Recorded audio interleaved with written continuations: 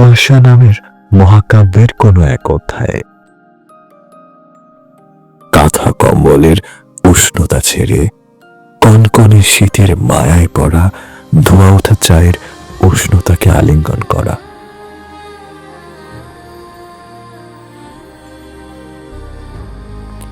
মহাকাব্যের প্রতিটি পাতা যেন কুয়াশার আরো গহীনে টেনে যায়, যেখানে বর্ণনা করা আছে গ্রামীণ আঁকা বাঁকা মেঠো পথে হেঁটে চলা, ভোরের সোনালি রোদের বদলে খেজুরের রস নামার অপেক্ষায় থাকা।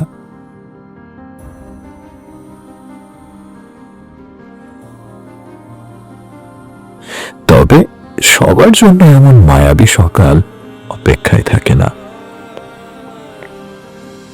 যখন প্রবল শীতের পরশে শুধু মানুষ কেন, নদীরও যেন কণ্ঠ শুকিয়ে যায়, আর নদীর পাড়গুলো নীরবে দেখে যায় আলো ছায়ার খেলা। তখন কেউ কেউ উষ্ণতাকে বিদায় জানিয়ে ঠান্ডায় জমে থাকা নদীর বুকে ছুটে চলে, কেউ বা আবার জীবনানন্দ দাশের নকশি কাঁথার পাড় ধরে হেঁটে চলে। তবে শীতের কল্পনা কি পিঠে পুলি ছাড়া অপূর্ণ থাকে? এই শীতেই আবার অনেকের জীবনের পূর্ণতা আসে। একই শীত যেন সবার দৃষ্টিতে ভিন্ন ভিন্ন গল্প বলে।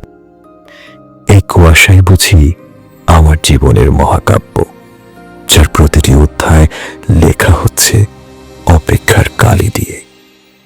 ঠিক যেমন কুয়াশার মাঝে দাঁড়িয়ে তোমার অপেক্ষায় আছি।